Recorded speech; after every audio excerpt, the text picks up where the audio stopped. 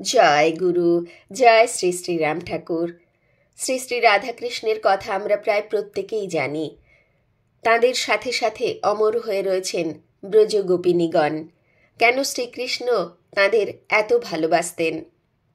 ভালোবাসা ঠিক কেমন হওয়া উচিত, সেই নিয়েই শ্রী শ্রী ঠাকুর আমাদের শোনাচ্ছেন এই ঘটনাটি। নারদের ভুল সংশোধন। কৃষ্ণভক্ত নারদ বীণা বাজিয়ে হরিগুণগান গেয়ে মহানন্দে দিন কাটান। তিনি জানেন শ্রীকৃষ্ণ যে শ্রীহরি বা শ্রী বিষ্ণু সেই একই ভগবান। ভক্ত যখন তাকে আকুলভাবে যেই নামে ডাকেন তিনি সেই নামেই সাড়া দেন। মহর্ষি আরও জানেন ভগবান সমস্ত জায়গায় আছেন, সমানভাবে তিনি সবার মঙ্গল চিন্তা করেন। পাঠ করে শোনাচ্ছি শ্রী শ্রী রাম ঠাকুরের বলা গল্প শুনি বইটি থেকে। সংকলন করেছেন শ্রী দীপক কুমার মুখোপাধ্যায়। এত কিছু জানা সত্ত্বেও একবার মহর্ষি নারদের মন চঞ্চল হয়ে ওঠে। মন কিছুতেই স্থির হতে চায় না, অথচ কারণ খুবই সামান্য। একবার তাঁর মনে ভাবনা এলো, বৃন্দাবনের ব্রজগোপিনীদের যে আদর, যে কদর, তা আমি কোনো দিনই পাইনি। প্রভুর এটা খুব অন্যায়।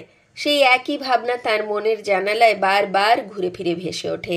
তার মাঝে আরেক চিন্তা তার মনে ভেসে উঠল, প্রভুর এটা অবিচার, ব্রজবালাদের প্রতি প্রভুর পক্ষপাতিত্ব। নারদ মুনির মনের কোণে লুকিয়ে থাকা ভুল ভাবনা শ্রীকৃষ্ণের অজানা থাকে না। ভগবান ভাবলেন, এ তো খুব সাংঘাতিক চিন্তা।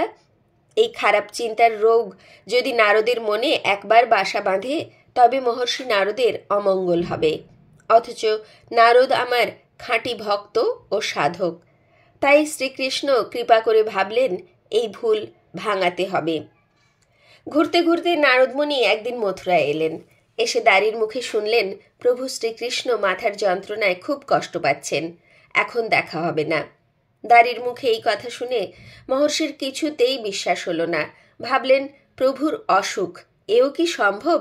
অনেক কাকুতি মিনতি করায় দ্বারী শ্রীকৃষ্ণের কাছে গিয়ে নারদ মুনির কথা বললেন। এবার প্রভু শ্রীকৃষ্ণ তাকে দর্শনের অনুমতি দিলেন। শ্রীকৃষ্ণের ঘরে গিয়ে তিনি অবাক। দেখেন স্বয়ং ভগবান শ্রীকৃষ্ণ দু হাতে মাথা চেপে বিছানায় শুয়ে ছটফট করছেন যন্ত্রণায়। মহর্ষি নারদ যেন নিজের চোখকে বিশ্বাস করতে পারলেন না। যা দেখলেন তা তিনি স্বপ্নেও ভাবেননি। মনে মনে ভাবলেন, যিনি বিশ্ব ব্রহ্মাণ্ডের পালন কর্তা, তাঁর কি এমন মাথার যন্ত্রণা হতে পারে? নিজেকে একটু সামলে নিয়ে মহর্ষি হাত জোড়ো করে কাতর স্বরে শ্রীকৃষ্ণকে জিজ্ঞাসা করলেন, প্রভু, এই রোগের কি কোনো ওষুধ নেই? শ্রীকৃষ্ণ বললেন, হ্যাঁ আছে, এবং খুব সহজেই তা পাওয়া যায়। কোন ভক্ত যদি তার নিজের পায়ের ধুলো আমার মাথায় দিতে পারে তবেই আমার এই রোগ সেরে যাবে। শ্রীকৃষ্ণ আবার বললেন, নারদ, দাও না আমার মাথায় তোমার একটু পায়ের ধুলো, আমি যে আর যন্ত্রণা সহ্য করতে পারছি না। এই কথা শুনে নারদমুনি ভয়ে দুপা পিছিয়ে গেলেন, আর মনে মনে ভাবলেন, প্রভু বললেন কি আমি তাকে দেব পায়ের ধুলো? মহর্ষি নারদ এবার শ্রীকৃষ্ণকে বললেন, প্রভু, এ আপনার কেমন আদেশ? আপনি কি আমার সাথে ঠাট্টা করছেন? এ আপনার সাজে না। আমি আপনার সামান্য এক দাস। যেখানে আপনার শ্রীচরণের একটু ধুলো পেলে আমার জীবন ধন্য হয়, সেখানে আপনি চাইছেন আমার পায়ের ধুলো? শ্রীকৃষ্ণ আবার বললেন, তোমার যদি পায়ের ধুলো আমার মাথায় দিতে আপত্তি থাকে তবে অন্য কারো কাছ থেকে একটু পায়ের ধুলো এনে দাও। ভক্তের পায়ের ধুলো ছাড়া এ রোগ কিছুতেই সারবে না। শ্রীকৃষ্ণের জন্য চরণ ধুলো আনতে মহর্ষি নারদ বেরিয়ে পড়লেন। তিনি স্বর্গে যেতেই সমস্ত দেবদেবীরা নারদকে ঘিরে ধরে প্রভু শ্রীকৃষ্ণের খবরাখবর নিলেন। যেই না তিনি প্রভু শ্রীকৃষ্ণের জন্য তাদের কাছে সামান্য পায়ের ধুলো চাইলেন, অমনি দেবদেবীরা সবাই নিজের অমঙ্গলের কথা ভেবে ভয়ে পিছিয়ে গেলেন। এবার মহর্ষি গেলেন ব্রহ্মার কাছে, তারপর গেলেন মহাদেবের কাছে। এমনকি তিনি যক্ষ, কিন্নর সবার কাছেই গেলেন, কাউকেই বাদ দিলেন না। কিন্তু কোথাও পেলেন না প্রভু শ্রীকৃষ্ণের জন্য এক কণা পায়ের ধুলো। উল্টে তাঁরা সবাই প্রায় নারদকে বললেন, এ কি সাংঘাতিক কথা! প্রভুকে পায়ের ধুলো দিলে আমাদের নরকেও জায়গা হবে না। আপনি মহর্ষি, ধর্মজ্ঞ, মহাভক্তিমান, সবাই আপনাকে দেবর্ষি নামে ডাকেন, এ কি ভয়ের কথা বলতে এলেন? এমনি নানা কথা। এদিকে মহর্ষি নারদ পড়লেন উভয় সংকটে। প্রভুর কাছে খালি হাতে যেতে পারেন না, আবার প্রভুর জন্য পায়ের ধুলো কেউ দিতে চায় না। মহা বিপদ, কি যে করি। এমনি নানা ভাবনায় এতক্ষণ ব্রজগোপিনীদের কথা তার মনেই হয়নি। ব্রজগোপিনীদের কথা মনে হতেই তিনি ছুটে গেলেন বৃন্দাবনে। মহর্ষি নারদকে দেখেই ব্রজগোপীরা দৌড়ে এসে জিজ্ঞাসা করলেন, কৃষ্ণ সখা কেমন আছেন, কোথায় আছেন, ঠিকমতো খাওয়া দাওয়া করছেন তো, ইত্যাদি নানা প্রশ্ন তারা সবাই করে চললেন।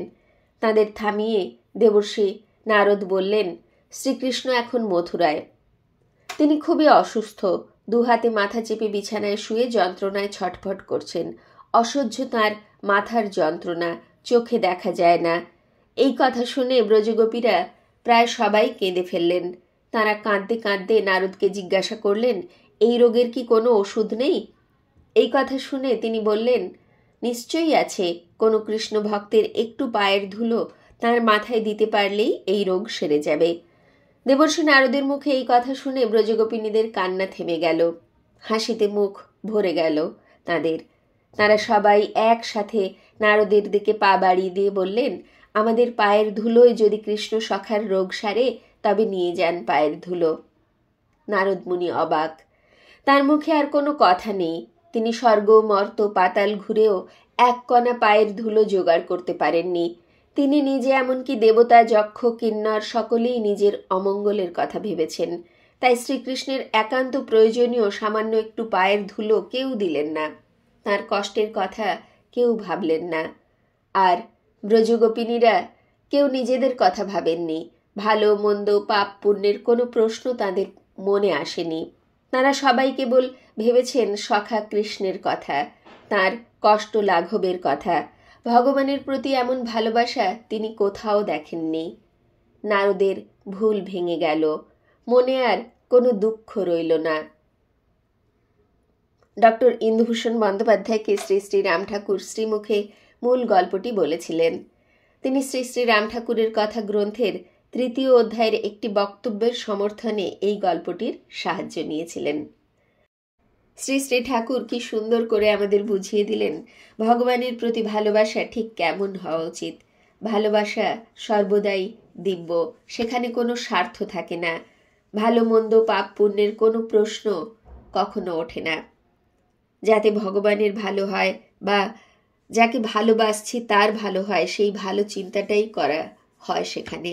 অন্য কোনো চিন্তা মাথায় আসে না, সেটাই আসল ভালোবাসা। সর্বদা অনাসক্ত হইয়া উপস্থিত কার্যকর্মাদি সম্পাদন করিবার চেষ্টা করিবেন। বাজে অনিত্য ক্ষণস্থায়ী সুখজনক গোলমাল না করিয়া গুরুর কার্যে রত থাকিবার জন্য নিরত থাকিতে চেষ্টা করিবেন, শ্রী শ্রী ঠাকুর বলছেন। তিনি আরো বলছেন, ভগবান এবং নাম একই বস্তু। নাম করিতে ভালোই লাগুক আর বিরক্তিই লাগুক, নাম করিবেন এবং নামের ফল পাইবেন। যেমন অমৃত খাইতে ভালোই লাগুক আর মন্দই লাগুক, অমৃত কাজ করিবেই, সেইরূপ নাম করিলে নামে তাকে শান্তিধামে নিবেই। পতি সেবা করিয়া যাইবেন। পতি হইতে আপন কেহ হয় না। পতি সকল অবস্থায় উদ্ধার করেন, এজন্য ভগবানকে পতি বলিয়া থাকে, এবং নাম যাহা পাইয়াছেন সেই নামই ভগবান। এখানে পতি বলতে ঠাকুর বুঝাইতেন আশ্রয়, কিন্তু এই পতি শব্দকে গৌণ সাংসারিক অর্থে গ্রহণ করিলেও অনন্য পতি সেবা যে ক্রমে অনন্য ভগবত সেবায় রূপান্তরিত হইতে পারে তাহা সহজেই বুঝিতে পারা যায়। নিরপেক্ষভাবে স্ত্রী পুত্রাদির ভরণ পোষণে যত্নশীল হইলে নির্মল জ্ঞান লাভ করিতে পারা যায়। আসক্তি বন্ধনের মূল। অনাসক্তভাবে কর্ম করিয়া গেলে সংসারে থাকিয়াই সব কিছু পাইতে পারেন। ঠাকুর বলছেন, দেহই বহুরূপ, দেহি একই, তাহার রূপ কি গুণ কি বিয়োগ হয় না। লোক সকল যখন ঘুমায় তখন দেহাদি মন বুদ্ধি কোনো চিন্তা ভাবনা কিছুই থাকে না, তখনই দেহি থাকে। অতএব দেহির আশ্রয় নিয়া তাঁরই সেবা করিয়া ভাগ্যভোগ মুক্ত হইয়া সত্যলোক অবিয়োগে পাইয়া থাকে। এখানে কালের কোনো অধিকার নাই জানিবেন। আজ এই পর্যন্তই। জয় গুরু, জয় শ্রী শ্রী রাম ঠাকুর। গুরু কৃপা হি কেবলম। জয় গুরু।